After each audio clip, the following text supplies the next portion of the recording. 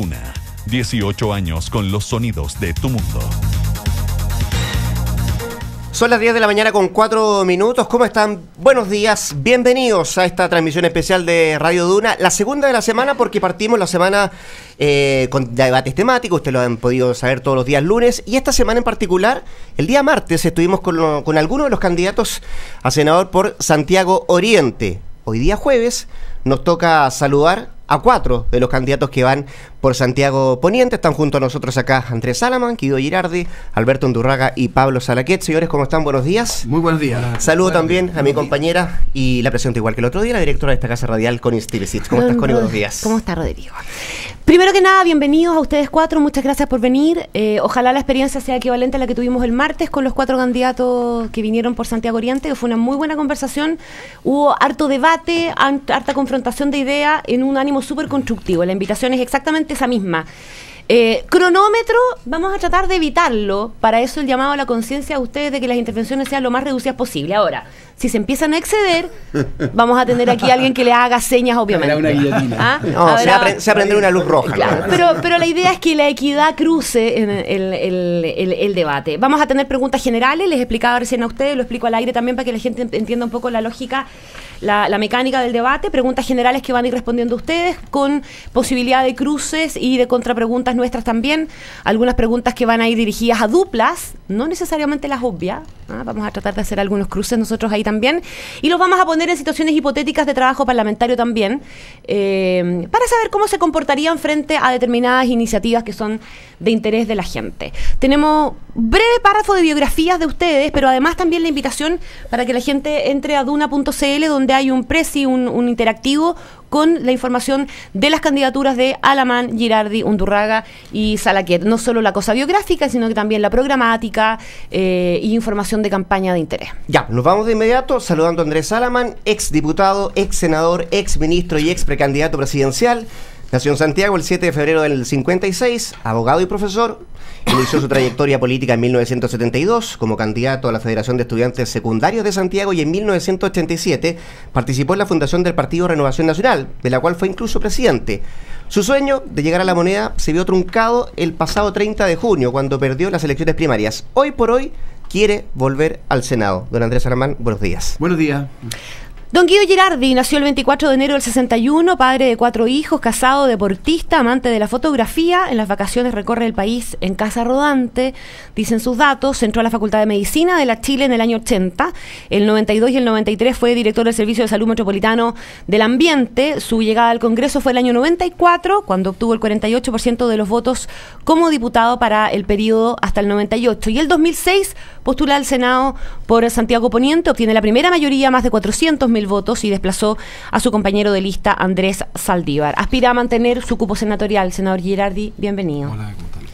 Don Alberto Undurraga es ingeniero comercial de la Universidad Católica, casado, 2 hijos y el mayor de 10 hermanos. Fue presidente de la Federación de Estudiantes de la Universidad Católica. Fue director del CERNAC. Luego fue alcalde de Maipú por 2 periodos, elegido como el edil con más votos de la concertación. Hoy por hoy es el candidato de la democracia cristiana en el Pacto Nueva Mayoría. Alberto, buenos días. Buenos días, gracias por la invitación para hablar de cambio en Chile y cambio en el Senado. Pablo Salaquet Said nació el 9 de julio del 63 en Santiago, ingeniero comercial de la Católica. El 2000 resultó electo alcalde de la comuna de La Florida con el 42,7% de los votos. Luego se impuso al socialista Germán Correa. El 26 de octubre de 2008 logró ser alcalde de Santiago tras vencer a Jaime Rabiné, padre de 4 hijos, candidato de la UDI para ocupar un sillón senatorial. Bienvenido también, Pablo. Buenos días, Connie. Buenos días, Rodrigo. Vamos a partir por la primera pregunta general. Va a comenzar respondiendo don Andrés Salaman, termina Pablo Salaquet. Las últimas encuestas ciudadanas hablan de un parlamento totalmente desprestigiado, con críticas a la labor legislativa, con niveles altos de desaprobación y con una cuestión que es claramente preocupante y que se refiere a la desafiliación de la gente con los partidos políticos. Desde esa mirada, desde esa perspectiva, si usted o ustedes llegan al Congreso, ¿qué cambiaría? ¿Qué sanciones pediría aplicar y en qué aportaría para mejorar la imagen de este Congreso que hoy por hoy, lo decíamos, está desprestigiado? Andrés. Bueno, yo en primer lugar creo que lo que más podría contribuir a un mayor prestigio del Parlamento es la actitud personal de cada uno de los parlamentarios. Y eso tiene que ver con la seriedad de la política, con la capacidad de formular propuestas adecuadas a la realidad que les corresponde representar y sobre todo la capacidad de mostrar que los problemas sí tienen solución. Cuando uno mira Santiago Poniente se encuentra inmediatamente con que hay una trilogía, y uno por supuesto podría agregar nuevas cosas, donde las demandas de la gente son muy potentes. Un mejor trabajo en contra de la delincuencia, problemas de transporte público que se expresan desde ya casi una década y un problema de acceso a la salud particularmente marcada.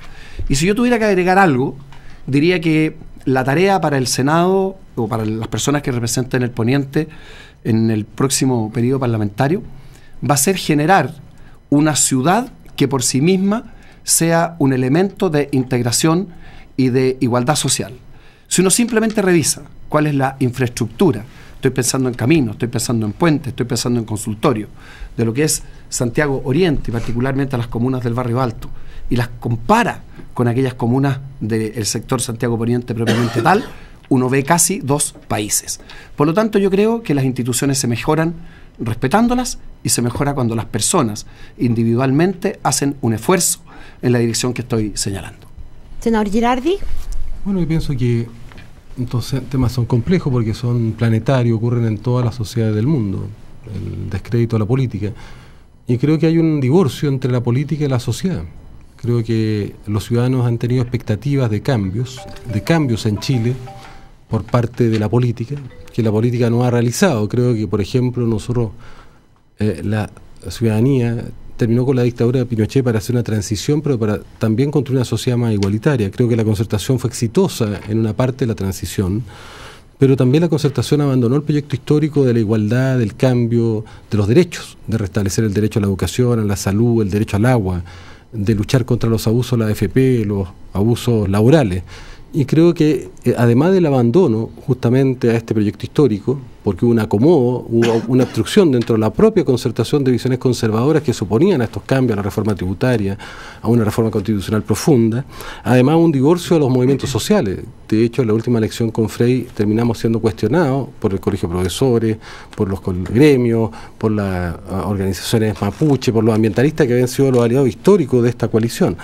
Y por lo tanto, yo siento que la necesidad de justamente recuperar la sintonía con la gente tiene que ver con hacerse cargo que los cambios que están ocurriendo en Chile no vienen de la política, han sido puestos por los movimientos sociales, por los ciudadanos, que repolitizan la política, el movimiento estudiantil poniendo el tema a los estudiantes, los ecologistas, por ejemplo, luchando contra Hidroicén.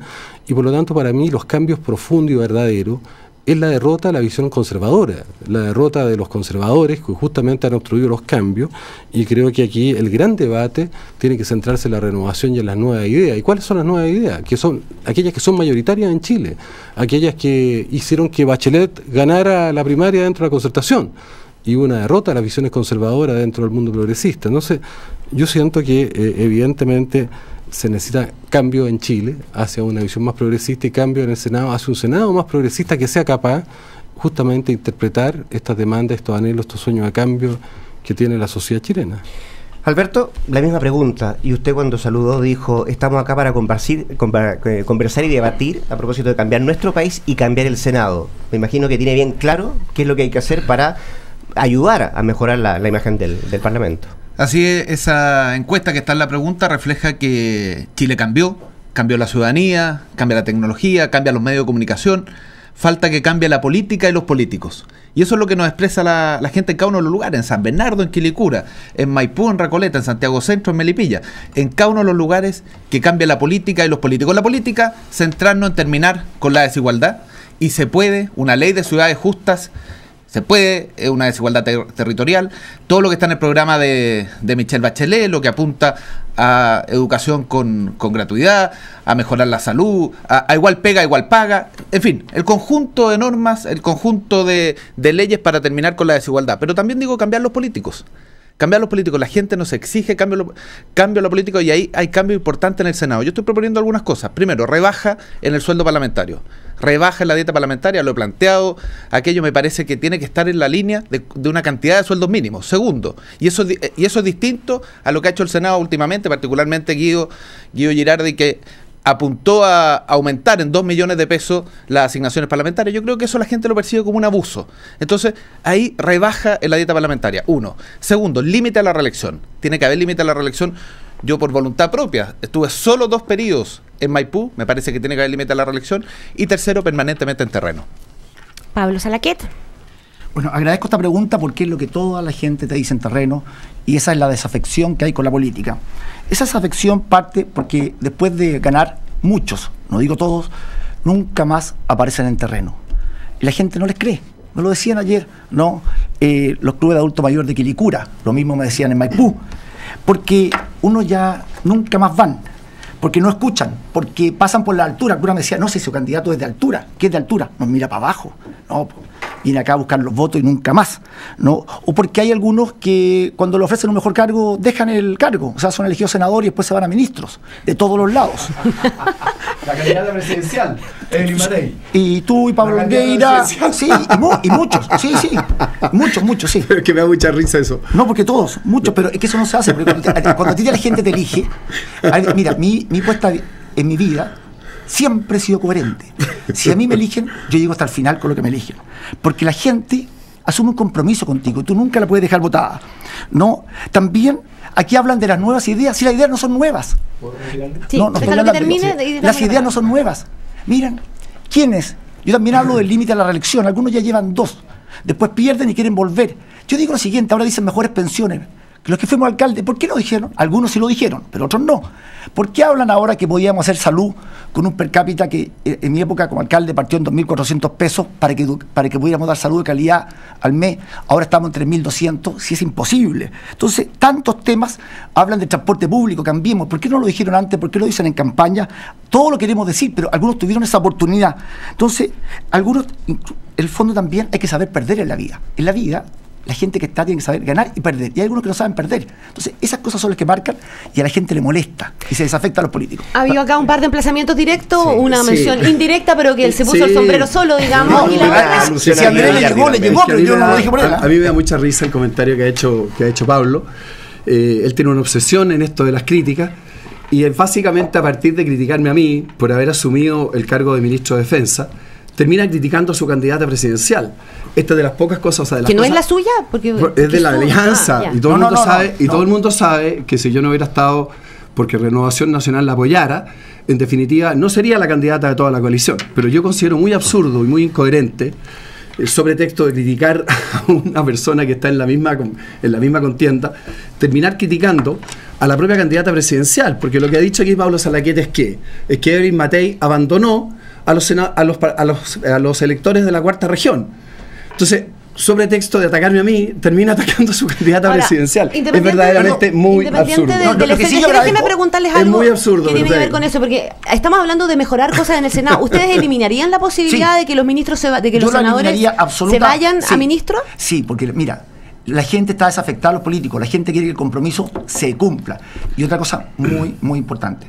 Andrés lo dijo, mi candidata presidencial. Yo lo invito a recorrer todo Santiago Poniente si usted encuentra un letrero de Andrea Lamán con Evelyn Matei. Si usted encuentra uno, yo lo felicito.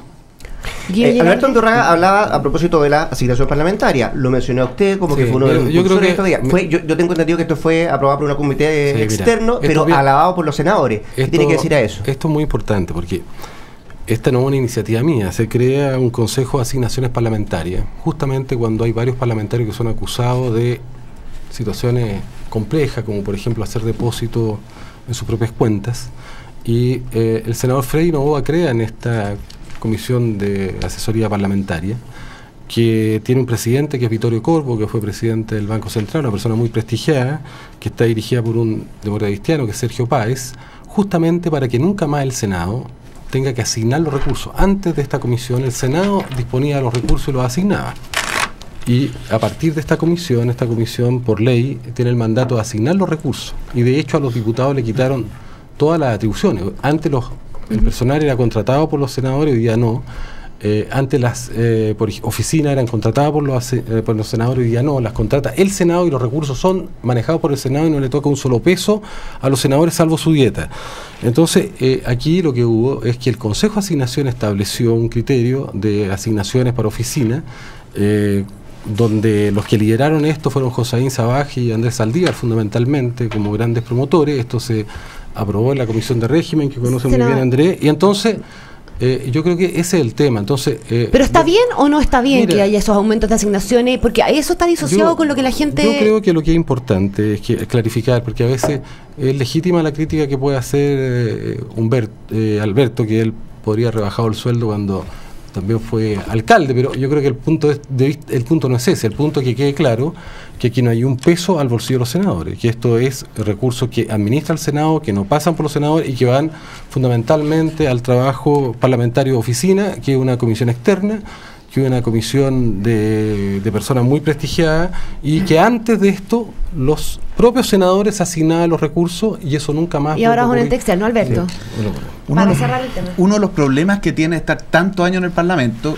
que se defiende lo indefendible. La verdad que si uno le pregunta a la ciudadanía, esto es percibido como un abuso, es un abuso. Aquí, la verdad que esto lo solicitó el presidente del Senado, Guido Girardi, se aprobó en el presupuesto que se votaron en el Senado, y finalmente significó un aumento de 2 millones de pesos para trabajo por lo demás en la calle, no es para trabajo de asesoría. La verdad que eso es un abuso. Y uno de los problemas que tiene la permanencia en los cargos, 20 años, querer estar 28, la verdad que apunta a eso, ¿no? Apunta a justificar cosas que ante la ciudadanía son todo unos abusos. Lo que estamos planteando en materia de dieta parlamentaria es que no haya una diferencia mayor a 20 sueldos mínimos entre la dieta parlamentaria y el sueldo mínimo. ¿Y no será mejor mejorar la exigencia de en la calidad y en la eficiencia del trabajo? O sea, tener garantía de que esa plata vaya a pagar a muy buenos asesores, por ejemplo. Por supuesto. Que haya trabajo técnico detrás, que avale efectivamente el uso de esa plata, porque a lo mejor esa plata puede ser muy bien usada. Sí, pero aquí lo que pasa, Connie, es que hay un descrédito enorme del Parlamento. Un 83% de las personas quiere cambio en el Senado, tiene desconfianza en la institución, y aquí lo que tenemos que cuidar para cuidar nuestra democracia es cuidar el Parlamento, cuidar el Senado. Por lo tanto, medidas que vayan en esta línea apuntan en el sentido correcto. Lo que yo señalo es que si es que hay un aumento de asignación, como en varios países y varias democracias del mundo, se hace para los periodos siguientes, pero no para ellos mismos. Ese es el punto de fondo. Y eso perfectamente se puede hacer. Se hace en varias democracias desarrolladas del mundo. Pablo, ¿usted está por reducir los recursos del Parlamento? Primera cosa. Y segundo, las promesas, lo que se promete en campaña, ¿debería ser publicado? Sí, eso tiene que ser publicado, pero también... ¿Y debería rendirse cuenta después? Sí, hay que rendir cuenta, pero también explicado, porque hay cosas que la gente cree que son de uno y son del alcalde. No, ayer una señora en Maipú me decía, yo quiero que usted salga y termine con la basura. Bueno, entonces, explicar, o sea, la gente no entiende mucho por qué vota. Hay que explicar qué uno puede hacer y no. Uno le va explicando a la gente. Pero yo con respecto a este tema, mira, yo creo que son dos cosas distintas. Primero, debiera haber una proporcionalidad entre el gasto que te dan para las dietas y, ¿no es cierto?, y para todo el tema parlamentario de equipos, en virtud de la población. No es lo mismo Santiago Poniente que una circunscripción más chica. Distinto es que yo sí estaría, porque hagamos un gesto parlamentario importante de rebajarnos el sueldo que nos llega al bolsillo. Y distinto es, porque eso sí... O sea, ¿estás de acuerdo conmigo, Pablo? Eso, pero el sueldo que llega al bolsillo, pero, bien, Pablo, pero no para el trabajo, para dar calidad a la gente. Pero ¿saben lo que pasa? Mirado aquí desde afuera, ustedes son exalcaldes que quieren llegar al Senado.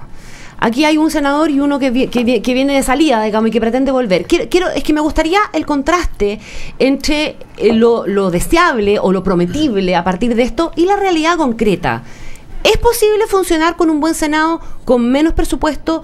¿Es posible funcionar con asignaciones más bajas? ¿Tiene sentido de realidad, senador Girardi, Andrés Alamán, lo que están prometiendo o con lo que están de acuerdo Salaquet y Undurraga? Yo creo que es posible hacerlo. Yo creo que es posible hacerlo y habrá que estudiar bien, en definitiva, si las asignaciones o los gastos son excesivos. Creo que eso es importante y hay que estar abierto. Yo soy partidario de que sea transparente el conjunto de la acción de las instituciones. Creo que hacer un juego entre municipios versus Congreso, entonces Congreso versus Ejecutivo, y Ejecutivo versus Contraloría, y Contraloría versus Poder Judicial, finalmente termina más enredando que otra cosa. Yo lo que sí creo es que Chile sí debe dar un paso importante en materia legislativa, en dos cosas que estaban en mi programa presidencial. En la no reelección indefinida. Yo creo que eso es una cosa correcta y que hay que aplicar. Y la otra cosa, Connie, que entre paréntesis existe, pero existe en forma muy rudimentaria, es que la gente sepa qué votan los parlamentarios y qué proyectos presentan. Aquí hay una gran diferencia entre nuestra democracia y democracias de otros países. En las democracias de otros países, uno si quiere ir a la reelección, tiene que presentar un plan y tiene que decir, mire, yo voté por todas estas leyes, y las tiene que enumerar, 1, 2, 3, 4, 5, 6, 7. Eso acá no existe.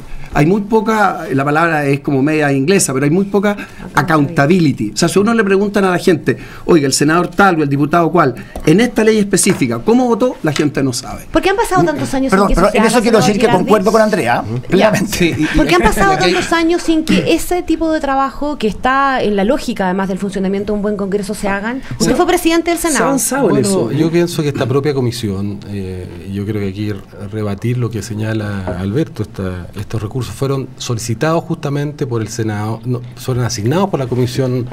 Este Consejo de Asignaciones no fueron solicitados por el Senado, fueron asignados. A la Cámara de Diputados también le asignaron 2 millones de pesos.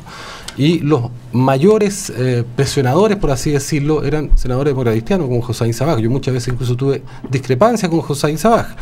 Y lo que es importante señalar es que un alcalde tiene mucho más recursos que un senador. De libre disposición, Sí, por digamos. supuesto, si ustedes ven los asesores, los autos, las oficinas, valorizan eso, les aseguro que el alcalde Undurraga, si juntaba todos los conjuntos de asesores, elementos que él disponía para su gestión, son muy superiores a los que tiene un senador, con la diferencia que en el Senado son totalmente transparentes. Y bueno, a mí me gusta hablar de transparencia en esta materia. El senador, el alcalde Undurraga fue evaluado como una de las peores gestiones en materia de transparencia en el año 2012 por el Consejo de Transparencia, que tiene mecanismos explícitos. Y ahí sí que hay un tema. A mí me parece muy importante entonces que las cosas las pongamos en su contexto. Entonces, ¿qué es lo que creo yo? Yo creo que Chile tiene que avanzar, y tiene que avanzar sobre todo a un parlamento que esté más en sintonía con la gente. Y la sintonía con la gente, por ejemplo, hoy día estamos discutiendo una nueva constitución, porque tenemos que terminar con el sistema binominal, tenemos que tener un sistema que permita vincular los congresos con la ciudadanía, y eso, ¿sabe cuál es la oportunidad? La nueva constitución, y yo soy partidario en materia de transparencia, que esta nueva constitución se haga a través de una asamblea constituyente. Vamos a para volver que al la tema gente pueda constitucional participar. luego. Y estos son los Quiero temas- decirle una cosa y antes de estos son los hablar, temas- Alberto. estos son los temas que yo creo que deberíamos poner en el centro del debate. porque Senador, si no- ¿usted le sacaría el calificativo excesivo a la asignación, a la dieta, al sueldo que se le paga a los parlamentarios? Mira, yo pienso que los parlamentarios ganan el mismo sueldo que un ministro, y eso yo pienso, pero yo prefiero parlamentarios pagados como son pagados un ministro, y evitar los problemas de corrupción. Y a mí me parece que se revisen las asignaciones, me parece correcto. El problema es que hoy día el Senado no es el encargado de revisar las asignaciones, hoy día hay una comisión, La comisión externa Para que que podamos lo hace cerrar técnicamente. Yo rescataría... Cerrar- Quiero insistir, Espera, déjame la palabra. quiero insistir en algo que decía Breve, porfa, antes. que queremos cerrar el bloque y pasar Uno al de los tema. problemas de estar tanto tiempo en el Parlamento es que se defienden cosas indefendibles una y otra vez. Aumentar en 2 millones de pesos es un abuso. Y lo defiende y lo empaqueta de distintas formas, pero la verdad que es un abuso. Tanto así que cuando se hace el acuerdo para terminar el binominal, lo que acuerda el Parlamento es con los mismos recursos. Habría más diputados, más senadores con los mismos recursos. Eso significa funcionar con dietas menores y significa funcionar con recursos menores. Entonces, por parlamentario. Por lo tanto, implícitamente hay un apoyo a lo que estamos planteando. Y respecto a esta acusación que hace Guido Girardi, otra mala práctica, que es no contar la verdad completa. La verdad completa, yo varias veces nos ganamos el Premio Nacional de Transparencia, el Premio Nacional de Transparencia Maipú, estoy orgulloso de ello, y la única vez que hubo un problema fue porque se hackeó la página. Y la verdad que, como no cuenta la verdad completa, es una mala práctica. No, eso, Pablo, no, perdón, no, pero mira, hay un informe, yo lo tengo acá, un proceso del Consejo de Transparencia, una evaluación del Consejo de Transparencia, y les pido a ustedes que después lo evalúen, donde hubo un absoluto incumplimiento. Nadie puede decir que porque se hackeó una página durante meses no hay información, y evidentemente habían antecedentes interesantes que hubiera sido importante que la gente conociera, y aquí hay una evaluación de un organismo externo, y hubo un proceso, hubo un sumario. Entonces yo creo que las cosas Sumario que tienen acreditó. ¿Sabes lo que pasa? Que aquí, perdone que conversé una cosa con tanto detalle, pero es una mala práctica. Sumario que acreditó que hubo un hackeo y por lo tanto... Yo los invito esa fue la porque la gente defensa se del alcalde. Yo los invito y con por lo acto de tanto, transparencia el mismo Contralor General de la a República me entregó el premio de publicar transparencia. en sus respectivas páginas web esa información Muy bien, y que muchas se gracias. aclare Connie, porque pero yo para poder avanzar. rescataría un punto que es esencial. Chile tiene un déficit de transparencia. Entonces, si aquí más allá de los dimes y diretes, saquemos una conclusión profunda. Tiene que haber más transparencia en todos los niveles. Yo la cantidad de reclamos que escucho cada vez que voy a una comuna, por lo que pasa o lo que no pasa en las corporaciones municipales, es enorme. Están estos reclamos que se hacen respecto al Senado. Yo creo que aquí, por ejemplo, sería una buena idea darle una atribución especial al Consejo de Transparencia para que revise el conjunto de las instituciones del Estado por un mandato determinado de tiempo y vea dónde están, no es así, estos pozos oscuros que son precisamente en un ánimo positivo aquellos que hay que eliminar. Yo lo que insisto es que trabar una pelea, Congreso más transparente versus Contraloría, versus Ejecutivo, versus municipio, versus corporaciones municipales, no conduce a ninguna parte. Los voy a cambiar de tema y los quiero colocar en una situación de realismo político. No es política ficción, es una situación de realismo político. Y aquí, como estábamos hablando en términos de la corporación, ahora nos gustaría llevarlos a lo mejor a cuál es el rol que ustedes pretenden jugar individualmente como senador en caso de ser electo. Y la pregunta es cómo enfrentarían la discusión y el trabajo legislativo de frente al próximo gobierno, o sea, desde el oficialismo o desde la oposición, dependiendo de quién sea el que responda, digamos, partiendo de la base de que la probabilidad más alta la tiene para encabezar el próximo gobierno Michelle Bachelet. El acto de realismo pasa por decir, ok, si ella es presidenta, Andrés Alamán, yo si soy senador voy a estar en la oposición. ¿Qué rol voy a ocupar desde el Senado en esa circunstancia? Parte Guido Girardi, ¿cierto? Entonces desde el oficialismo, Guido Girardi. Bueno, yo pienso que el rol de Bachelet hoy día es muy importante. De mi punto de vista, Bachelet es una candidata ungida por la ciudadanía. Yo he dicho que es como Wikipedia, un constructo ciudadano que tiene que ver con las profundas demandas de cambio que tiene la sociedad chilena, de ideas que hoy día yo creo que no vale la pena preguntarse, son mayoritarias en Chile. Y que justamente en el pasado el Parlamento, la política no fue capaz de llevar adelante por distintas razones, y que la concertación en cierta manera también renunció. De hecho, la concertación llevó adelante la LEGI, que era la privatización de la educación. Yo fui de los 5 senadores que votamos en contra.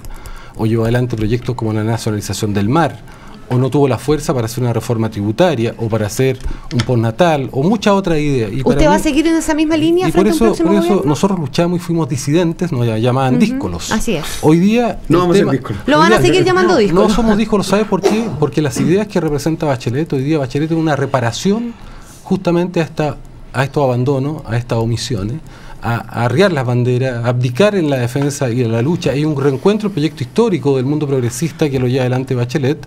Hay un reencuentro con la ciudadanía, con la cual yo por lo menos he trabajado con todos los movimientos sociales hace mucho tiempo, con el mundo indígena, con el mundo ambientalista, con el mundo de los defensores animales. Pero no va a renunciar a su naturaleza Entonces, díscola en caso de que no esté de acuerdo. Justamente se trata de eso. En el pasado se contraían acuerdos y la lógica de los consensos era justamente para que no correr las fronteras, para mantener el statu quo. Hoy día, si queremos construir consenso, lo tenemos que hacer con el mundo social, pero es para correr la frontera. Entonces, para mí hoy día es al revés. La idea de Bachelet, que además ganaron en la primaria, que derrotaron a Orrego, que derrotaron a Velasco, que derrotaron a los otros candidatos, esas visiones eran las conservadoras. Hoy día las ideas de Bachelet, que son las nuestras, que son las que luchamos, son aquellas que antes eran la de los díscolos. Hoy día son la reforma tributaria, la educación gratuita de calidad, hoy día son los temas valóricos. Entonces hoy día a mí ya no soy díscolo, a mí me toca hoy día trabajar justamente para la gobernabilidad.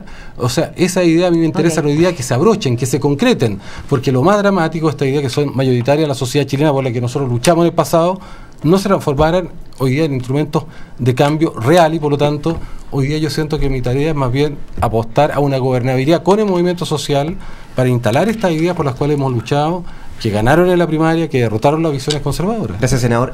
Alberto, muchas veces usted representa un partido que ha sido catalogado, y particularmente también por el senador Girardi, como lo más conservador dentro de la concertación.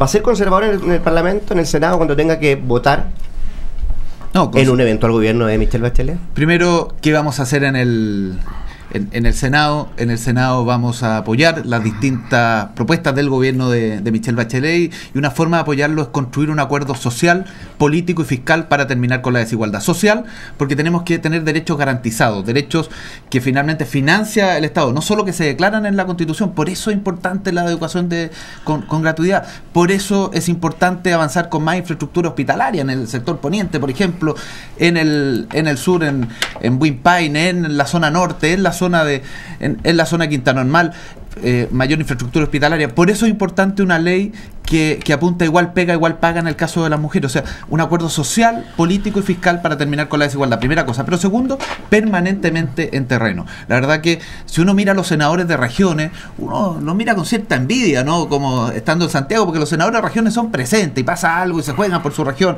y hay un problema con la remolacha y se juegan una ley ahí, y hay un problema con la helada y se juegan para que haya alguna ley que resuelva el tema de la helada. La verdad que en la región metropolitana poniente más bien ausente. Entonces se construyen autopistas para resolver los problemas de del Oriente y en el Poniente no se, Alberto, no se pero escucha. en Por lo tanto, hay una ley de ciudad proyectos justa, por lo tanto, hay una ley de ciudad justa que vamos a impulsar en esa línea para resolver temas de pero en aquellos transporte y proyectos de ley seguridad. que no haya consenso en el Senado, ¿usted vota en bloque? ¿Órdenes de partido valen para usted?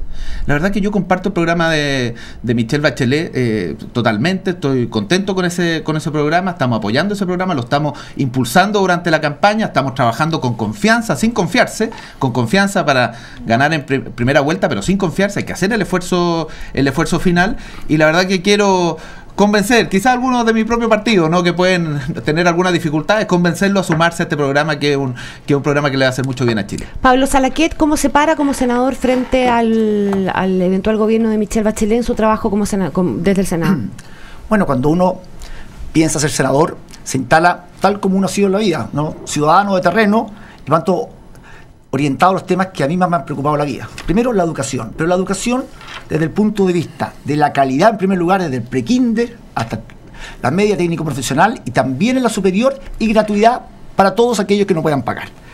El tema de la economía, yo quiero presidir la Comisión de Economía, pero desde el punto de vista de crear más empleo, de fomentar el emprendimiento, yo soy empresario, ¿no es cierto?, y de asegurar el crecimiento para que haya cada día más empleo.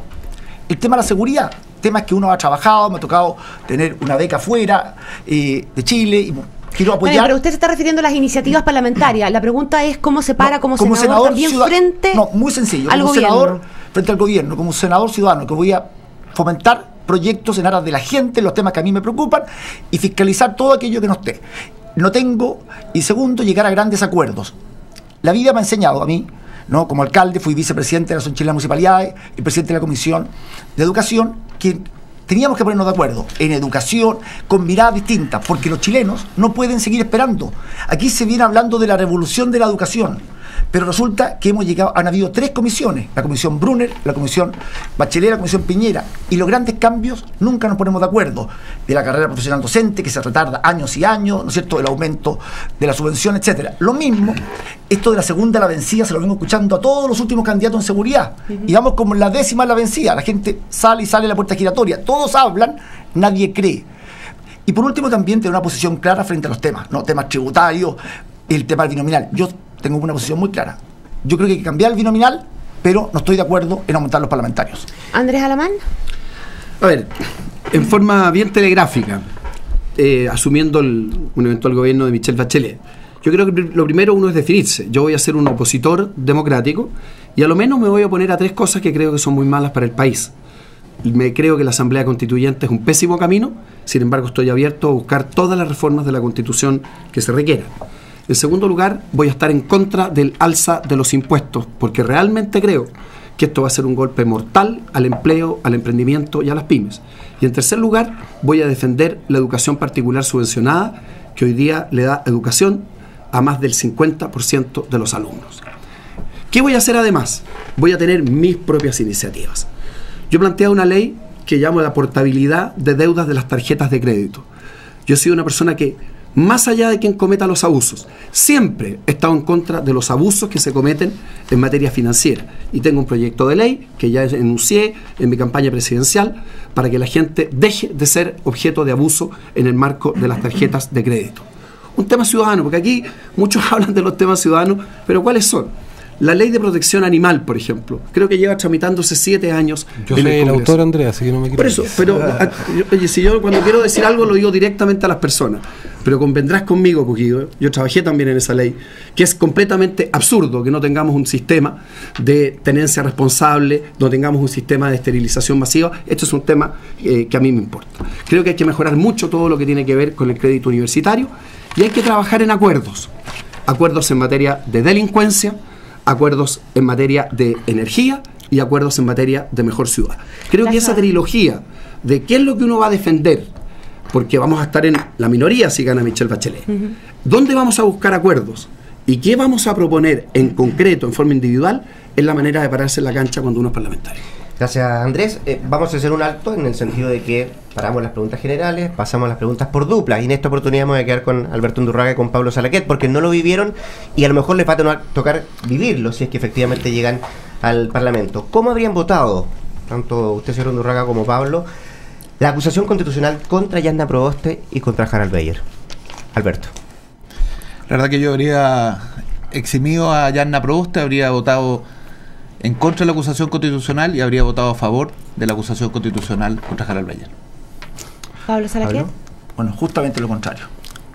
Yo creo que eran claros los hechos. En el caso de Yanna Proboste, a quien estimo y quiero mucho, pero lamentablemente los hechos donde ella encabezaba el ministerio cuanto a lo que ocurrió a su cargo. En el caso de Harald Breyer fue netamente un tema político.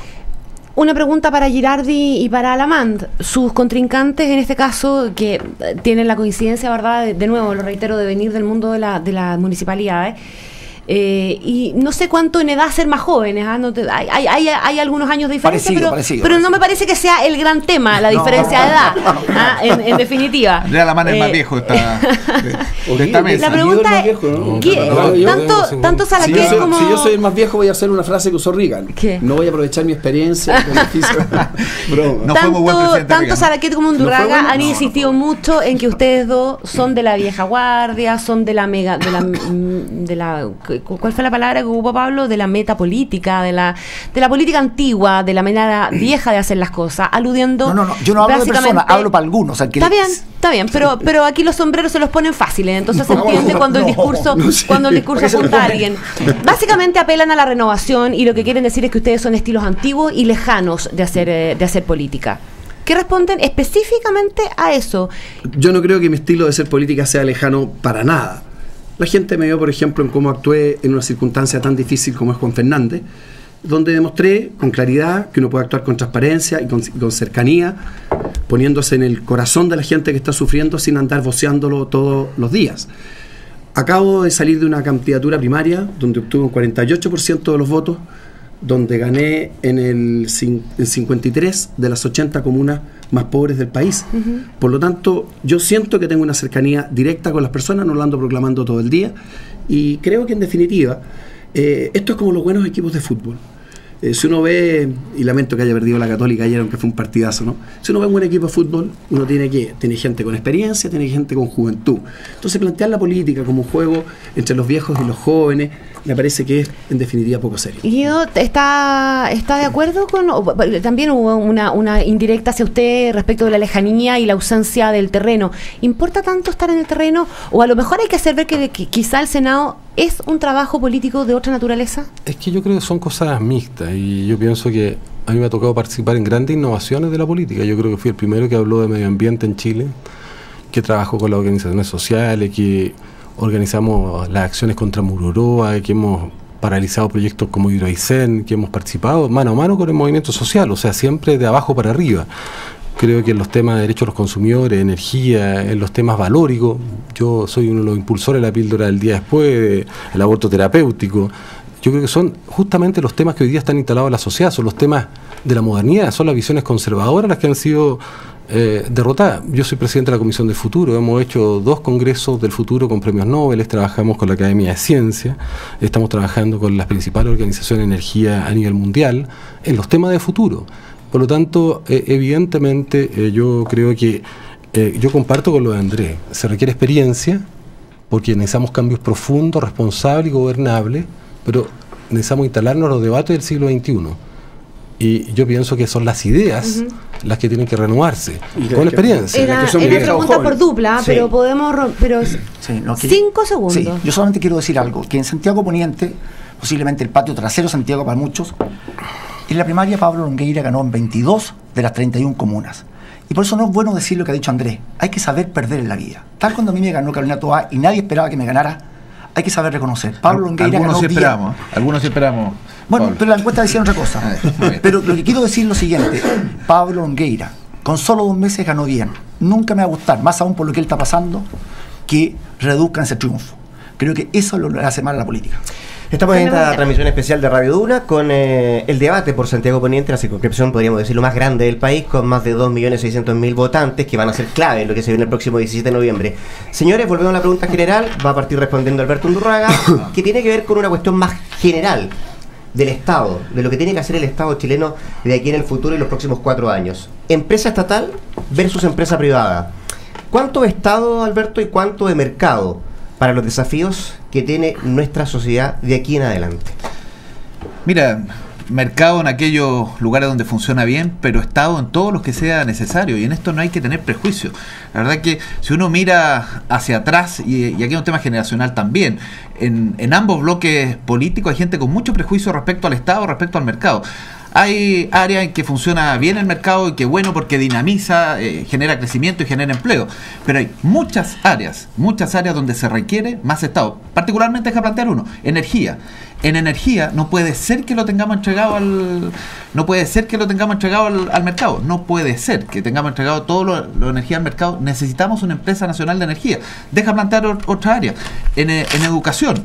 Es muy importante que la educación sea vista como un derecho social, no como un bien de consumo, como dice el presidente Piñera. Entonces, finalmente, la verdad que pongamos todo el Estado que sea necesario para garantizar el gran desafío que tenemos por delante, que es terminar con la desigualdad. Ahora bien, eso significa en aquella área donde funciona el mercado, bienvenido también. Habló Andrés Salamán hace poco rato de lo que significa defender a los consumidores. ¿Qué haría usted para regular justamente eso y evitar el abuso de los consumidores? Bueno, la ley del consumidor actual, la verdad que fue promulgada cuando yo fui director del CERNAC, una ley que, y la verdad que cuando hoy día veo a representantes de la derecha que están a favor de la protección de los consumidores, creo que es un avance como país, pero a mí me costó 3 años ir toda la semana al Parlamento para intentar sacar esa ley del consumidor, que fue una ley muy positiva, que es de los intereses colectivos, que permite soluciones como los casos masivos que hemos tenido en distintas instancias. Fue una ley que aprobamos cuando yo era director del CERNAC. Hoy día lo que necesitamos, que no logramos en esa oportunidad porque había oposición de la derecha, lo que necesitamos es que el CERNAC también tenga capacidad fiscalizadora.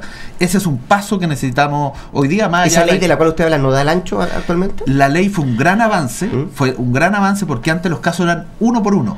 Gracias a esa ley, hoy día los casos son masivos. Banco Estado, hemos visto varios, no la Polar, hemos visto varios. En la Polar ustedes no hicieron nada. Varios de ellos. En la Polar, como yo mismo como alcalde de Maipú planteé también el juicio, me opuse al acuerdo que el CERNAC y el gobierno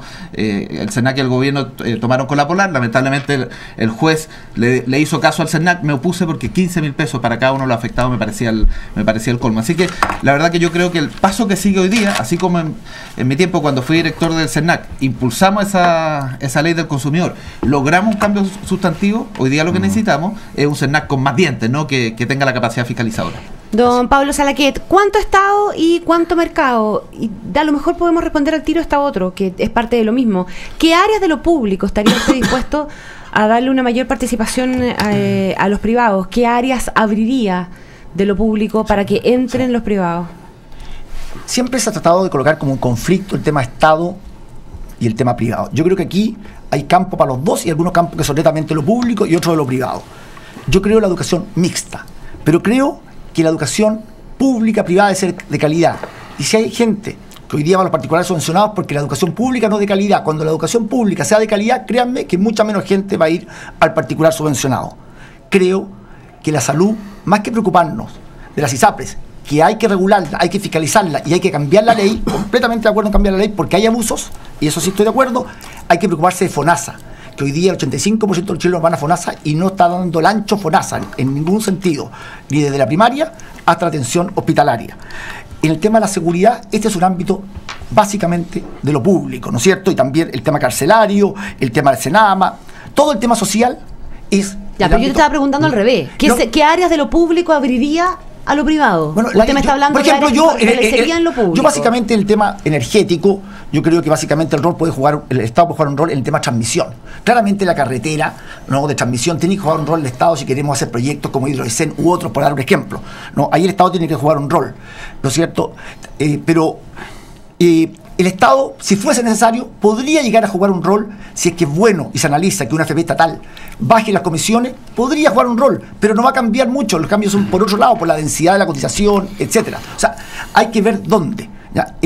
Pero quiero decirlo que hay iniciativas que son privadas. El Estado que se dedique a los más pobres, se dedique a rayar la cancha y sobre todo a fiscalizar y a proteger a los consumidores y a proteger a las minorías y a colocar reglas de juego claras para que los privados que puedan dar crecimiento no puedan abusar, que eso es muy importante. Andrés, decimos algo también. Falta fiscalizar, falta regular desde qué área, y efectivamente también sumo un poco lo que decía Connie a Pablo. ¿Cuánto abrir lo privado o lo público? Mire, que yo siento que un poco la discusión está desfasada, en el sentido de que es evidente que el mundo de lo privado debe hacerse cargo fundamentalmente de las tareas productivas, y el mundo público debe hacerse cargo fundamentalmente de las tareas de regulación y las tareas de fiscalización. Pero yo creo que la pregunta nueva, la pregunta de futuro, es cómo aprovechamos la tremenda fuerza que tiene la sociedad civil. Por ejemplo, el trabajo que hacen las iglesias evangélicas hoy día en tareas de recuperación de jóvenes drogadictos, de jóvenes que en definitiva tienen problemas de alcoholismo, es un trabajo extraordinario. Yo recorro la circunscripción y me encuentro, por ejemplo, Connie, es un tema que a mí me afecta personalmente, por lo tanto le pongo particular atención, me encuentro con centros que se preocupan de niños con capacidades diferentes y trabajan en condiciones paupérrimas. Entonces yo creo que la mirada de futuro es cómo hacemos que la sociedad civil, esta sociedad que se organiza espontáneamente para causas ambientales, para causas de ciudad, pueda recibir el apoyo conjunto del sector público y del sector privado y utilicemos esa energía. ¿Qué es lo que yo estoy diciendo? Los problemas de drogadicción que hoy día tenemos en todo Chile son de gran envergadura. Los problemas de rehabilitación son de gran envergadura. Me paso a la política de antidelincuencia. Aquí la verdadera puerta giratoria, bueno, una sigue abierta y hay otra que no la habíamos visto. El 70% de los presos que cumplen condena vuelven a delinquir antes de 2 años. Entonces, la propuesta de futuro es cómo hacemos que Estado y sector privado apoyen a este tercer sector y realmente podamos tener ahí una suma verdaderamente positiva. Yo creo que en eso, Connie, estamos como país ultra atrasados. Senador Girardi, en resolver esta dicotomía, si es que es, ¿no es cierto?, de cuánto Estado y cuánto mercado, ¿cuál es el límite, cree usted, de la participación del Estado para que no afecte la iniciativa privada y la inversión en este esquema, en el contexto del programa de Michelle Bachelet y el programa que usted espera que se cumpla? Bueno, yo pienso que hoy día lo que sucede es que hay un desbalance absoluto hacia lo privado. De hecho, para mí... En favor de lo privado. Por supuesto, para mí la razón más importante de cambiar la Constitución no solamente terminar el binominal, sino de restablecer derechos que hoy día no existen. Derecho a la salud, a la educación, al agua. ¿Por qué? Porque hoy día están privatizados, se garantiza el acceso. Y la Constitución de Pinochet es la que le da una primacía a la propiedad privada por sobre el bien común, al interés de la rentabilidad. Entonces, estos temas son muy de fondo. ¿Por qué? Porque yo creo que en Chile se ha privatizado la educación y yo soy partidario que la educación sea un derecho y entonces sea el instrumento para generar igualdad de oportunidades, que sea gratuita y por lo tanto el Estado se responsabiliza. No que la educación le llegue a la gente en función del tamaño del bolsillo, sino a todos por igual. Que la salud sea un derecho. No funciona la salud del tamaño del bolsillo, con largas listas de espera donde la gente no puede atenderse. Los hospitales están vacíos, sin especialistas, no hay medicamentos, en función de la necesidad. Entonces, ¿quién pone la necesidad? El Estado, porque evidentemente la gente pobre no puede pagar un tratamiento de quimioterapia para una patología que no está en el auge, como el cáncer de esófago, que vale 50 millones de pesos. Terminar con la AFP. La AFP es un escándalo y una vergüenza. Imagínense que las AFP tienen comisiones que no están asociadas a los resultados, tienen utilidades millonarias y condenan a la gente a pensiones miserables jugando a la lotería con los dineros de todos los chilenos. Entonces, tiene que haber estado, por supuesto, tiene que haber estado en energía. Hoy día la decisión energética en el país que tiene la mayor irradiación solar del planeta, los mayores recursos geotérmicos, una potencia mundial en energía, en 210 kilómetros por 210 kilómetros de desierto de Atacama se podría generar 15 terras, que es la energía que necesita el planeta, solo por irradiación solar. Que no tengamos nada porque las decisiones se toman en las oficinas de las empresas en función de su rentabilidad. Después, elementos regulatorios. Se hablaba aquí del SENAC, pero el SENAC es un perro sin dientes. Fue justamente expresión de la incapacidad de avanzar. Necesitamos un SENAC que tenga atribuciones de fiscalización, de sanción. Porque hoy día, cuando nosotros denunciamos con Gabriel Silver, por ejemplo, las comisiones excesivas de bancos y grandes tiendas, bueno, el SENAC estableció que había delito, pero no pasó nada porque finalmente no tiene ninguna atribución de sanción. Entonces, me parece que todos estos temas tienen que estar puestos en la misma... Cuando nosotros denunciamos la corrupción de la farmacia, imagínense, el abuso que hay ahí, o la Polar, tiene que ver con justamente una asimetría. Y cuando se habla de mercado, yo soy partidario del mercado, pero mercado transparente. Mercado con acceso a la información, sin mercados monopólicos.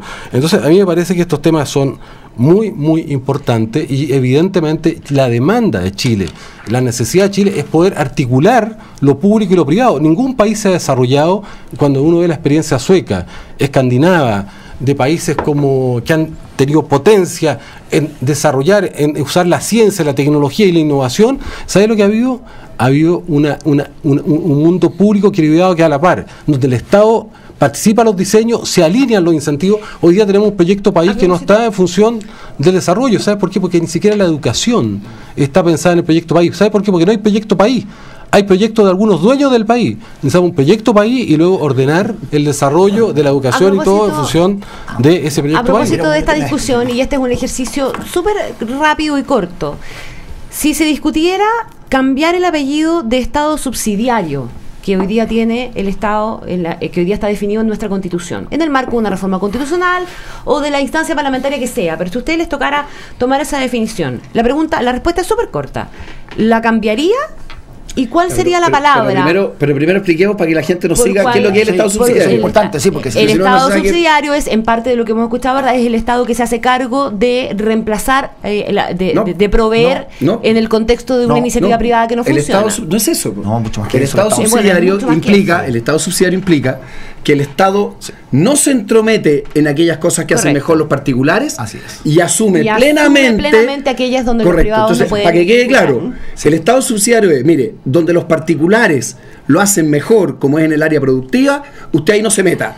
Pero métase en todo lo que tiene que meterse, lo que dijo Guido: hospitales, salud pública, justicia, esa es la definición. defensa, pero es que, Connie, es que eso es muy importante porque la gente cree subsidiario como una palabra minimizada. De acuerdo, pero la definición que acaba de hacer Andrés Alamán está correcta. Okay. Estamos todos de acuerdo en que esa es la definición. Hoy día la Constitución dice que el Estado cumple un rol subsidiario. Mi pregunta es, ¿cambiaría la palabra subsidiaria? Y si la cambia, ¿por cuál la cambiaría? No. Así de concreto. No, yo solamente le agregaría una frase. ¿Cuál? Eficiente. Porque muy subsidiario, poco eficiente. Alberto Unturraga. Sí, la cambiaría. A mí me gustaría un Estado que garantiza derechos. Póngale la frase: Estado garantizador de derechos, Estado de derechos para todos.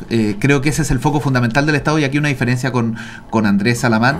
Él dice que en las áreas productivas no puede estar el Estado. Esa puede por regla general. No, en la definición de subsidiario. Cuando yo planteo una energía, planteo un ejemplo que ahí sí puede estar en las áreas productivas. Y ¿usted definiría un Estado que dé garantía? Es bueno marcar esa diferencia. Yo hablaría un Estado solidario del siglo XXI. ¿Por qué? Porque yo quiero tomar un punto, Andrés, que es muy importante. En el siglo XX el capital financiero era lo único importante porque era una economía vertical, de arriba para abajo. En el siglo XXI, la economía que viene es una economía comunitaria, de las redes, del capital social. Es, por ejemplo, Wikipedia. ¿Qué es lo que era Wikipedia? Es capital social. Facebook es capital social y hoy día valen miles de millones. El mundo que viene una economía nueva, viene una nueva revolución industrial manejada por las redes, por Internet. Y necesitamos un Estado solidario y comunitario, en red. Como equitativo, senador. Andrés Alamán. Mire, es que yo me tomo las palabras de Alberto. No hay nada en la palabra Estado subsidiario que impida, por ejemplo, que el Estado, como yo creo, deba tener un rol mucho más activo en energía. ¿Le pondría un apellido adicional? No, es que haría lo siguiente. Yo creo que el problema con la palabra es que el Estado hace muchas cosas mal. Entonces yo agregaría, en la lógica que hemos conversado acá, la de un Estado activo y fiscalizador. Perfecto.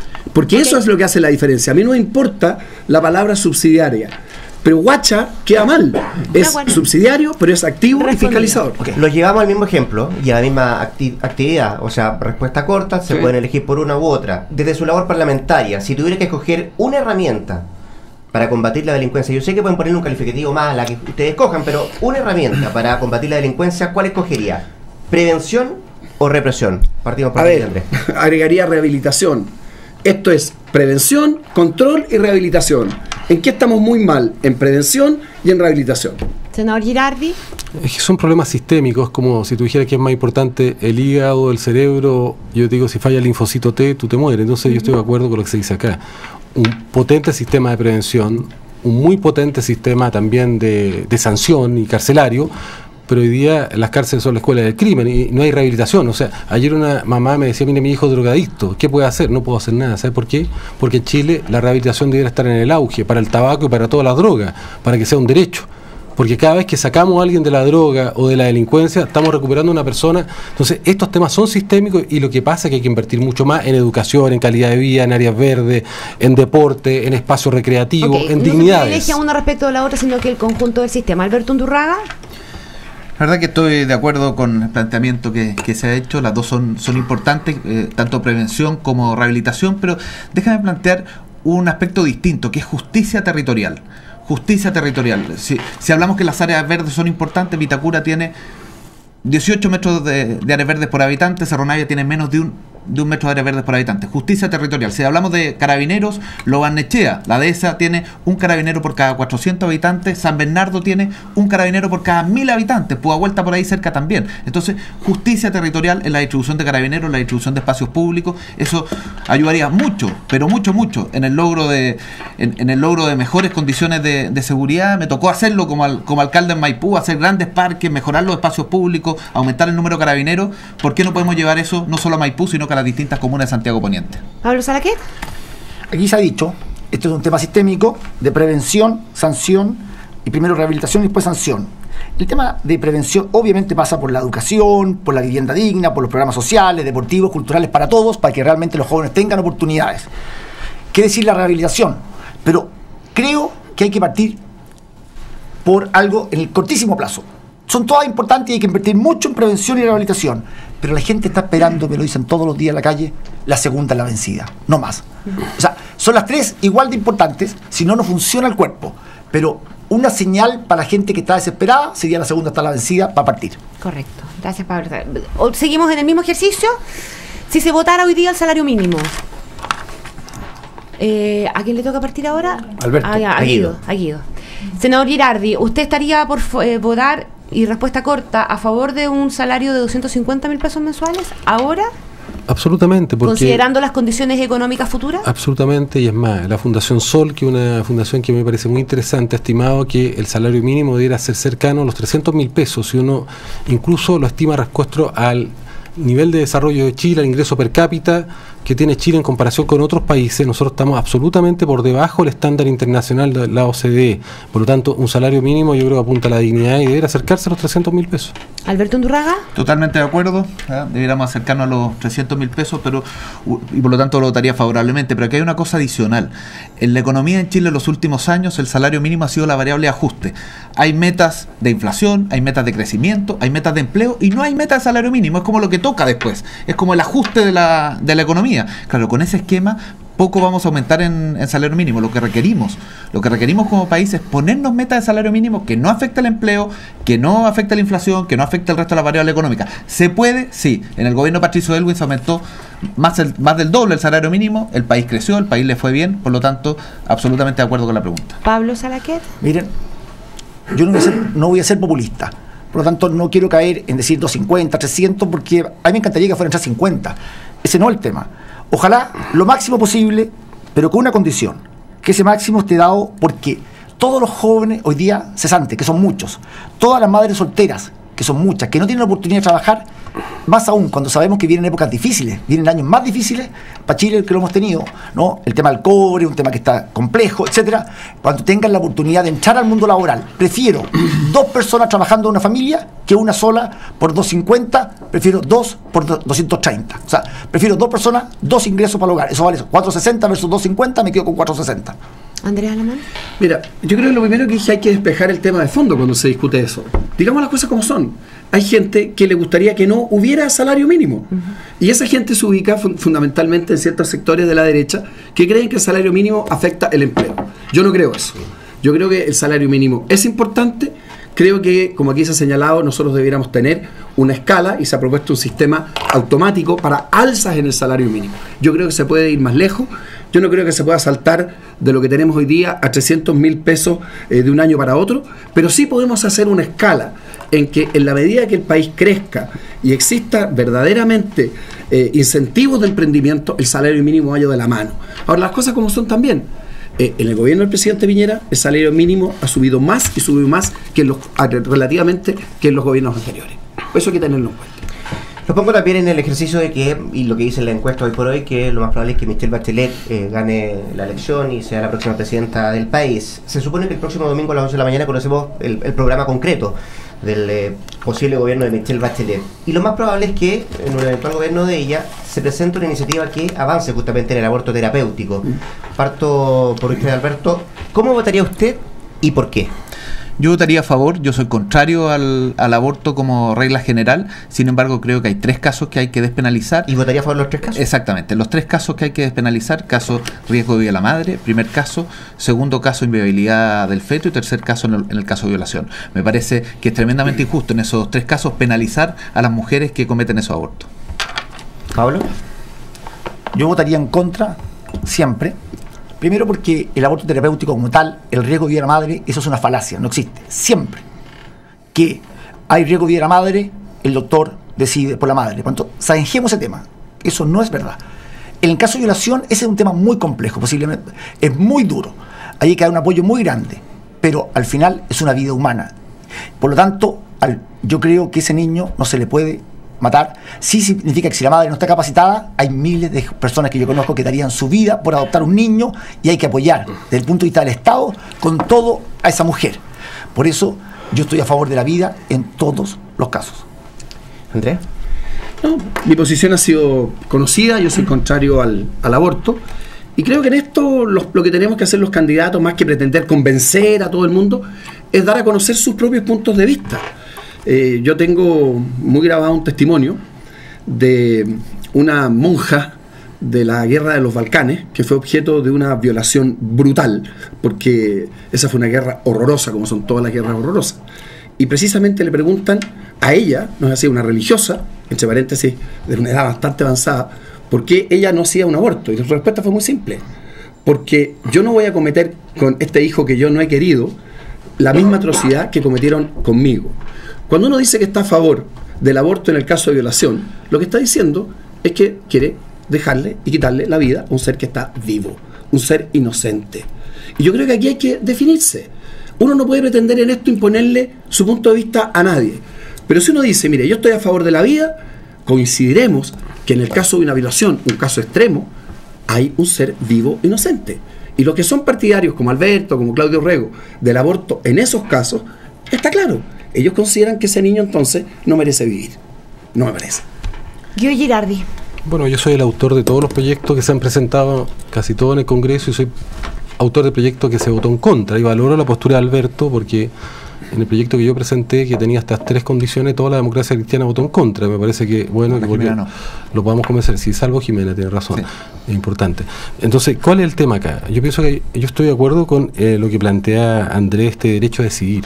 Pero aquí hay un sector que se siente con una supremacía moral respecto al resto, donde lo que ellos consideran que es bueno para ellos se lo quieren imponer al resto de la sociedad. Y yo digo, dejemos que cada cual en este tipo de circunstancias decida.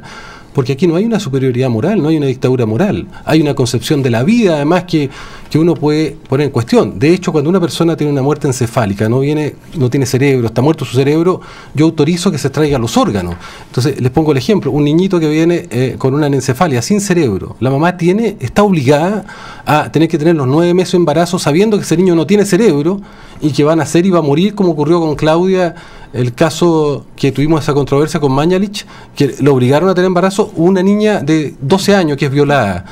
Está obligada esa niña, aunque no quiera tener el hijo, que ya fue violada, que es una agresión brutal a su vida, tiene 12 años, luego que esa misma niña tiene la agresión de quedar embarazada, ¿la vamos a obligar a tener una tercera agresión? ¿Y qué culpa tiene ese niño? No, yo lo que digo, Andrés, es que aquí hay un tema que tiene que ver con el derecho a la mujer a decidir. Hay una visión machista de los hombres de estos temas, y yo por eso que he impulsado con tanta fuerza, porque creo que esto tiene que ver con la dignidad, tiene que ver con terminar con el machismo, tiene que ver con devolverle a la persona. Yo no estoy diciendo que esa niña tenga que hacerse el aborto, digo, si esa niña o su familia estiman que hay que hacer el aborto, o esa mamá que viene con un niño con una anencefalia tiene el derecho a interrumpir su embarazo, yo digo sí, de todas maneras, y lo digo con mucha fuerza, y por eso yo porque creo que aquí estamos hablando de los temas fundamentales, el derecho a decidir en materia que son de la propia vida.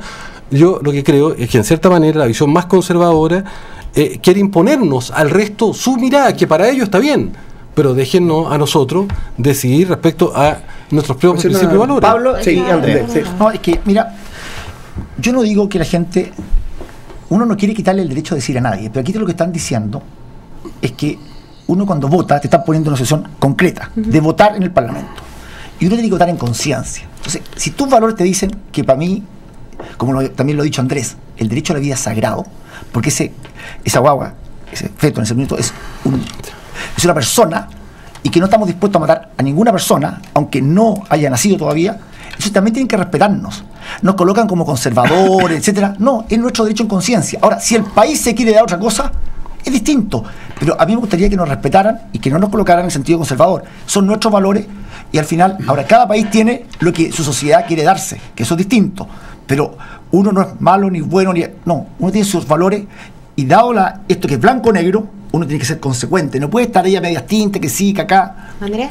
No, es que lo que yo quería simplemente decir es que es bueno que se plantee, como lo ha planteado Guido, la posición. En todos los países del mundo se discuten estos temas, y lo que plantea Guido, en la forma que lo expresaba, es una cosa categórica en la cual yo no estoy de acuerdo. Él, en definitiva, es partidario del aborto, en los casos que él ha señalado, que finalmente terminan siendo todos, porque con la extensión del aborto terapéutico ocurre eso. Yo me encuentro en la posición opuesta. Creo que esto hay que discutirlo, creo que hay que discutirlo en torno a los principios, creo que el país se merece esta discusión y debe resolverse esto legislativamente, y todos aceptaremos aquella resolución. Hay una contraposición de derechos al final, derecho a la libertad versus... Quiero terminar con una sola cosa. Lo que yo sí quiero decir, y esto es una cosa de sentido común, es que esta no es una posición conservadora. Porque si hay un punto en que el conservantismo, como se quiera llamar, y las personas que tienen una formación liberal debieran coincidir, es en el respeto a la vida. Los conservadores y los liberales difieren en muchas cosas, en el rol del Estado, en el rol de la historia, en el rol del pasado, en el rol de la sociedad, pero tienen un punto de convergencia: respetan la vida. Un liberal debe respetar siempre la vida. Un auténtico liberal debe respetar por esencia la vida. Ahora, aquí los argumentos están. Yo espero tener este debate en el Parlamento, que votemos, cada cual definirá, y el país se quedará con la legislación que democráticamente existe. Alberto, cerramos contigo. Sí, mira, aquí hay varias discusiones cruzadas. La primera de ellas es cuándo empieza la vida, ¿no? Es una discusión filosófica o biológica respecto a ello, no quiero meterme en ella.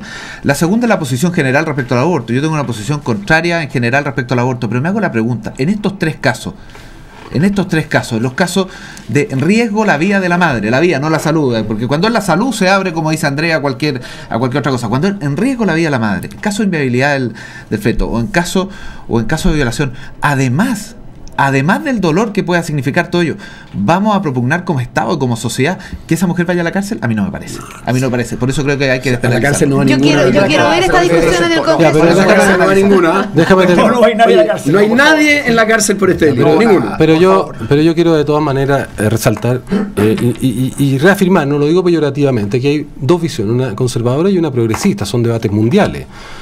Chile es de los 5 países en el planeta que no tiene aborto terapéutico. O sea, vivimos una situación un poco trasnochada también, porque no creo que el resto de la sociedad mundial esté tan equivocada. Luego, nosotros tuvimos desde los años 30 una ley de aborto terapéutico que quiero recordar que la derogó Pinochet. Pinochet, el gran defensor de la vida, hace un gesto por la vida y deroga la ley de aborto terapéutico. A mí me parece que hay un tema más de fondo, tiene que ver con la sexualidad, el enfoque de los sectores conservadores respecto a la sexualidad, y lo quiero decir porque la visión conservadora respecto a la sexualidad es que la sexualidad es para reproducirse y no es para tener hijos. Hay que tener todos los hijos que vengan. Por eso que se opusieron al condón. A mí me tocó hacer la campaña a favor del condón en el SIDA, y la Iglesia Católica, recuerden que sacó un spot en la televisión donde decía: no use condón porque no 100% seguro. Los parlamentarios de la UDI, 30 de ellos, cuando impulsamos nosotros la píldora del día después, que no es abortiva, presentaron un recurso no solamente contra la píldora, contra la T y contra los anticonceptivos orales. Han cuestionado el condón, han cuestionado la T, los anticonceptivos orales. ¿Por qué?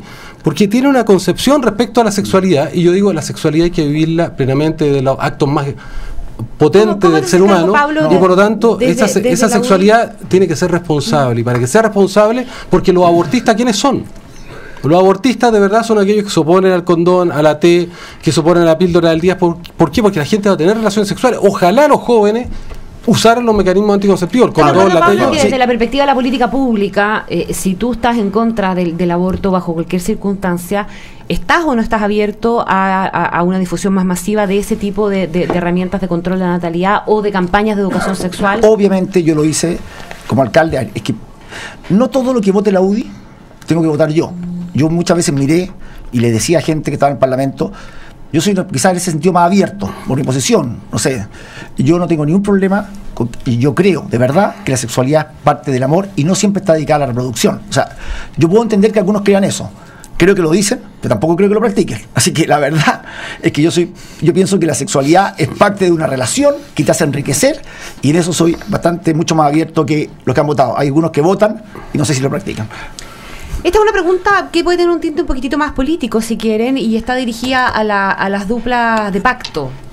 Una pregunta para Andrés Alamán y Pablo Salaquet.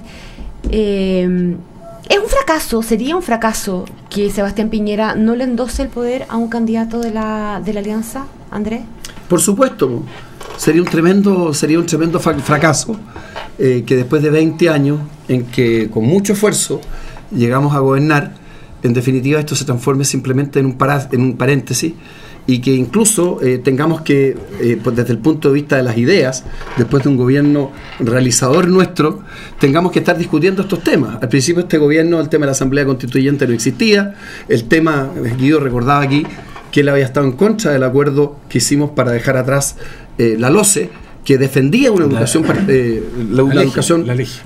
dejar atrás la LOCE y aprobar la ley, para, en definitiva, no es así, tener una educación particular subvencionada. Se ha instalado el tema de que los impuestos son una especie de gran salvación para todos.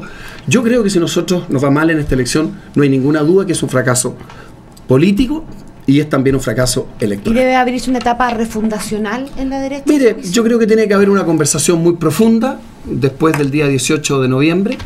No hay duda que se han cometido errores de envergadura. Y yo creo que todo el mundo los reconoce hoy día. Esos errores han estado fundamentalmente en el campo de lo que es el manejo político, donde claramente ha habido un déficit. ¿Quién lo podía desconocer? Entonces yo creo que después del 18 de noviembre tenemos que sentarnos a conversar, analizar la situación, que se hizo bien, que se hizo mal, ¿no es así? ¿Y cómo? ¿A saldar cuentas también? Pero si es que en política siempre se responde. Aquí en política se responde siempre. Cuando uno dirigía una campaña presidencial... ¿Y quién tiene que responder en lo fundamental por ese fracaso del que usted está hablando? Tendrán que responder todos los que somos dirigentes políticos. Habrá que revisar quiénes estuvieron en qué posición. Habrá que hacer una revisión fundamentalmente de lo que ocurrió, no con un ánimo revisionista de noche de cuchillos largos, sino con un ánimo constructivo, de mirada de futuro, de unidad, pero que sepamos qué fue lo que pasó. Nosotros tenemos, desde el año de la elección de Lavín en el 99, nunca hemos tenido menos de 40, 45 puntos en una elección presidencial. Si tenemos menos de eso después del primer gobierno de centro derecha en 20 años, por favor, es porque algo se hizo muy mal. En consecuencia tenemos que revisarlo, con un ánimo positivo, unitario, constructivo. ¿Está de acuerdo con que sería un fracaso y con qué ánimo lo enfrentaría después? ¿Un ánimo refundacional, revisionista, de cuchillos largos? ¿Qué es lo que habría que hacer ahí? En primer lugar, la palabra fracaso es un poco fuerte. Pero es la que estamos ocupando, ¿está de acuerdo o no? No, yo creo que sería malo, y bastante malo. Ya, ahora, obviamente, si no fracasó Michelle Bachelet se lo entregó a Sebastián Piñera, entonces estaríamos hablando... Fracasó. Ahora, ¿qué es lo que pasa? Que aquí hay un tema muy distinto. Aquí, ¿no es cierto?, Evelyn Matei, que además ha vivido un proceso de ser la tercera candidata, lo que nunca jamás me había tocado ver, a mí por lo menos, que yo sepa, pase, cuando entrar a una campaña en condiciones tan adversas, ¿no?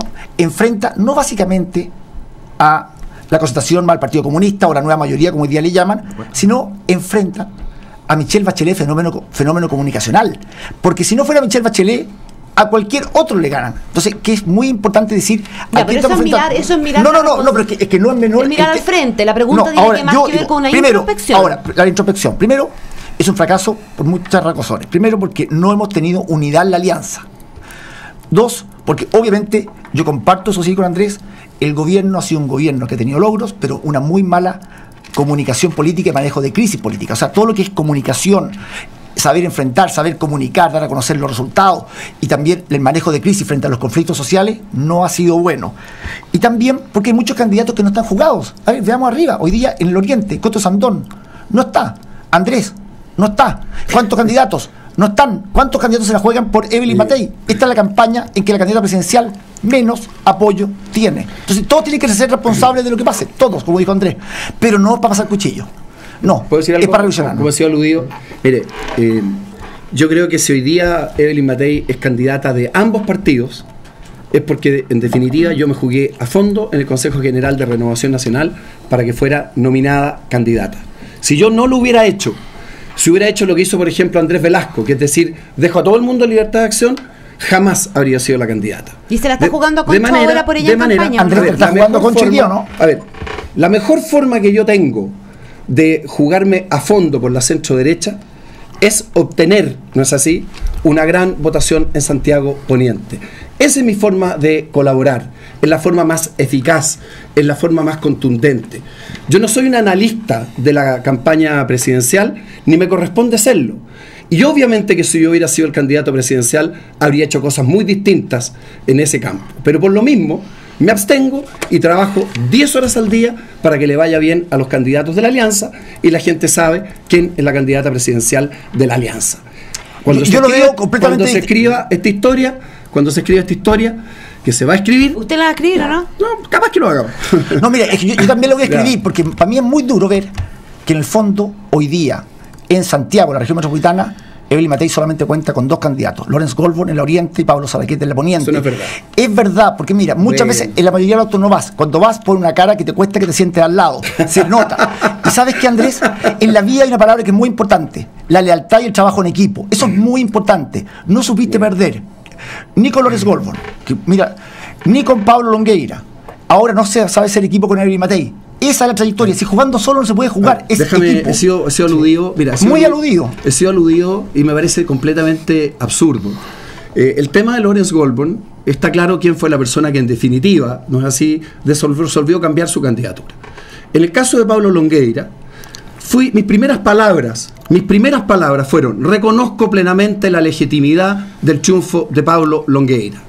Después se ha armado todo un enredo, y posteriormente, cuando vi que el camino iba a ser que iban a haber 2 candidaturas presidenciales, porque las condiciones iban a ser que jamás la UDI iba a aceptar a aquel que había ganado el 48%, di un paso al costado. Por lo tanto, que venir a recibir lecciones de lealtad me parece absurdo. Si yo hubiera querido continuar, la centroderecha habría tenido 2 candidatos presidenciales, y ahí sí que el fracaso era absoluto. Dio un paso al costado. Ahora, si alguien cree que ponerse o no ponerse en un letrero es lo más importante, desde mi punto de vista tiene una visión muy pequeña de lo que es la política en su conjunto y de lo que es el trabajo parlamentario. No, la política no es pequeña. Yo estoy seguro. La política son gestos. Pues además es muy simple. Vamos a ver el día 17 de noviembre a quien la gente de la centro derecha le da el mayor respaldo. Creo que ahí se va a despejar la discusión. Yo creo lo mismo. Señores, Guido Girardi, Alberto Undurraga, el pacto de ustedes. De ganar Bachelet, ¿qué debiera implementar o hacer en este segundo gobierno que no hizo en el primero? Con un condimento más. Ella encabeza el pacto Nueva Mayoría, que han dicho muchos, ya no es la Concertación, y suma al Partido Comunista. Guido. Bueno, yo lo señalé. A mí me parece que aquí hay 2 grandes reparaciones que tiene que hacer Michelle Bachelet frente a graves omisiones de una coalición que yo considero exitosa, pero que perdió por abdicar a defender aquello que nunca debió haber dejado de poner en el centro. Primero, cambiar la Constitución de Pinochet.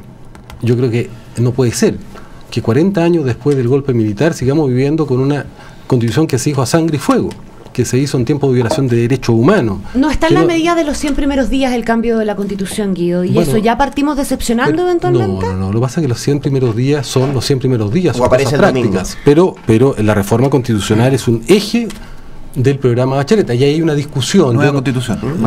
Hay una discusión. Hay nueva constitución. Yo soy partidario de la Asamblea Constituyente. Llamo a los chilenos a votar a C en el voto presidencial, porque creo que se terminó el tiempo donde las constituciones se hacían de arriba para abajo por las élites.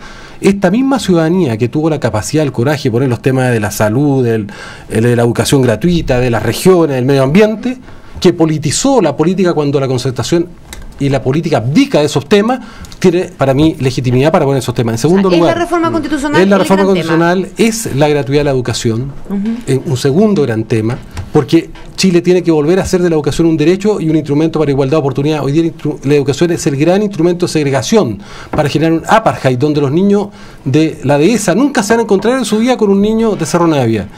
Es el momento de una gran reforma tributaria, donde las grandes riquezas que no han pagado jamás impuestos, paguen impuestos. La desilusión puede ser grande, ¿o no? Entonces, quiero agregarte otro tema más. A mí como médico me da pena el nivel de devastación, de destrucción que se ha hecho en materia del sistema de salud. Los hospitales hoy día no tienen especialistas. Los equipos en el Hospital San José están malos hace un año. Decían lo mismo. Entonces, es que Andrés, se están traspasando $1.000 millones al año los privados. Las clínicas privadas están haciendo un negocio vergonzoso en la medida que los hospitales no tienen especialistas, no tienen camas. Son tan altas las expectativas. Entonces yo digo, esos temas no son grandes expectativas, son sueños concretos, son demandas concretas que tiene la gente, y para mí son las reformas que son intransables. Pero es legítima la pregunta. Son las intransables que tiene Bachelet. Si no se hizo entonces, ¿por qué necesariamente se hace ahora? Y en un contexto de tanta expectativa, el riesgo puede ser alto. ¿Qué dice Alberto? Te invito a tomar palco. Después de No la sé, última porque me da pregunta, un risa. minuto para Primero, preguntar, me parece que primero en que el quiero- 2005 lo primero que quiero Lagos señalar- decía que la Constitución era perfecta y ahora resulta que es una basura. Alberto, entre otras cosas que dijo lo- Guido fue reforma tributaria, sí, reforma vamos sobre eso. constitucional. Lo primero que quiero decir y decirle a Pablo Salaquet que Michelle Bachelet es mucho más que un fenómeno comunicacional, es la expresión de los sueños y anhelos de cambio que quiere la sociedad chilena. Sueños y anhelos de cambio que quiere una sociedad chilena que ve por la televisión y vemos los diarios que avanza, pero avanza bien en promedio. Avanza bien en promedio, pero falta que el desarrollo llegue a los distintos lugares de Chile. Por lo tanto, eso es lo primero que quiero decir. Lo segundo, que nosotros sí estamos trabajando fuertemente por nuestra candidata presidencial. No tenemos este debate. Podemos tener otras diferencias con Guido Girardi, lo hemos expresado al principio del programa, respecto a la vieja política, los cambios en el Senado, pero la verdad que no tenemos esta diferencia respecto a trabajar fuertemente ambos por Michelle Bachelet. Y tercero, aquí esperamos que el gobierno de Michelle Bachelet sea un gobierno fundacional en construir un Chile donde el foco sea la desigualdad. El foco en Chile no ha sido la desigualdad hacia atrás, ha sido la pobreza, ha sido el crecimiento, ha sido la recuperación de la democracia, pero no ha sido la desigualdad. Y por lo tanto, los cambios en salud, los cambios en educación, gratuidad en educación, los cambios en pensiones, los cambios en una ley de ciudad justa van en esa línea. No se va a hacer todo ¿No en les 4 años. preocupa- no les preocupa es que a eso voy a la las expectativa. expectativas? Voy a la expectativa, Connie. O sea, hoy día parte del análisis que hace de lo que pasó con el gobierno de Sebastián Piñera se Connie, basa justamente en Connie, el no- exceso de expectativas No iniciales. lo vamos a hacer todo en 4 años, pero vamos a sentar las bases en 4 años. Mira lo que fue el auge. El auge fue un programa que genera un conjunto de garantías en el área de la salud que empezó con poquitas enfermedades, pero se generó el cuadro para ir creciendo gobierno a gobierno. En este gobierno además ha habido problemas respecto a la lista de espera, pero finalmente fue un cuadro, una forma, un esquema de garantizar derechos en salud. ¿Por qué no lo podemos hacer en otros lados? Entonces, eso es lo central, Pablo. Nosotros no nos metimos en la pelea de ustedes respecto a si apoyaban o no apoyaban, si apoyaban o no apoyaban a Evelyn Matei. No fue pelea ridícula esa. Pero la vimos, ¿no? Si apoyaban o no apoyaban a Evelyn Matei. Lo que es claro que nosotros, la nueva mayoría, todos estamos trabajando por Michelle Bachelet. Sí, Pero nos una queda- cosa, nos queda Cosita. una última pregunta, No, Pablo. pero yo quiero decir una cosa muy cortita. Sí, es que es después que de todo esta el mundo última dijo pregunta- lo siguiente. es que- Hace 20 años prometieron, o más de 20 años prometieron, la alegría ya viene. Y la gente, cuando yo escucho en televisión ahora mismo, la alegría no llegó. Tuvieron 20 años y ahora quiere hacer en 4 años lo que Tiene hicieron en 20. 30 Vale, segundos 30 finales después segundos después de esta última pregunta para poder redondear. Ya, esta Perfecto. pregunta es un ejercicio, pero el otro día resultó, así que ustedes no pueden ser menos. 30 segundos. No, están hay- liquidados tenemos que porque- tenemos que aperrar. Tienen que aperrar porque, Solo 30 porque segundos. el resto la respondió. Y este es un caso hiper hipotético. Si el 17 de noviembre próximo ninguno pudiera votar ni por sí mismo ni por el compañero de pacto, ¿por cuál de los del frente votaría? Es decir, Andrea Lamán. ¿Cómo la cosa? Andrea Lamán votaría por Guido Girardi o por Alberto Undurraga. Ya. ¿Por cuál de los dos votaría? Votaría en blanco. Bueno, está bien. Guido Girardi votaría por Salaquet o por Alamán. ¿Por Salaquet o Alamán? Sí, pues. Porque yo voto por ideas, por proyectos. entonces Bueno, pero votaría si en blanco. estuvieras solo, esas dos opciones para escoger. No, yo votaría en blanco. Yo no puedo traicionar Ya, mis no está, la proyectos. otra vez fueron Ni más se jugados. acerca a lo que Alberto pasó en Pero si ustedes Undurraga. quieren una respuesta. Está bien. Alberto Undurraga votaría por Por Pablo o por Andrés. por Andrea o por Pablo. Yo veo a la derecha con muchos problemas entre ellos, que lo resuelvan entre ellos, yo voto en blanco. Pablo, tienen la oportunidad de jugársela, porque aquí nadie se ha querido mojar. No, porque pienso lo mismo. No me lo dejo. Bueno, la otra Voto vez en blanco. resultó. Qué pena que no resultó ahora. No, chiste Pero chiste si uno- repetido es sale que- podrido. ¿Sabes lo que pasa? Que uno vota por ideas, por proyectos, Está no por bien, personas. Hay que ser juego. consecuente, que ser Sí, consecuente. juego, Partimos, Tenemos 30 partimos segundos. este debate, esta conversación 30 segundos. por Andrés. No, 30 mire. segundos, Andrés. Solamente para darles las gracias a Radio Duna. Para mí esta ha sido una campaña de todas las que he dado. Yo diría en la que yo más he aprendido. He tenido un enorme despliegue en una zona gigantesca. Uno se logra empapar, pese a que conoce los problemas de antes, se logra empapar adecuadamente de ellos. Y frente a esta actitud de pesimismo que hay mucha gente de la centro derecha, yo tengo una visión más positiva. Creo que vienen tiempos duros. Creo que la gente que tiene trayectoria, que tiene una visión de lo que es el país va a ser muy importante hacia adelante.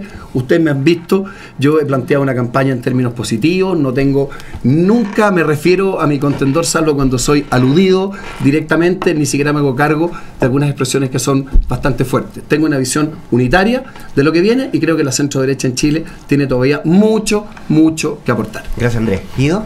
No, yo quiero también agradecer esta oportunidad. Creo que el planeta está cambiando. Estamos en la era de la biotecnología, de la vida artificial, tal vez muy cercano a la inmortalidad de los seres humanos.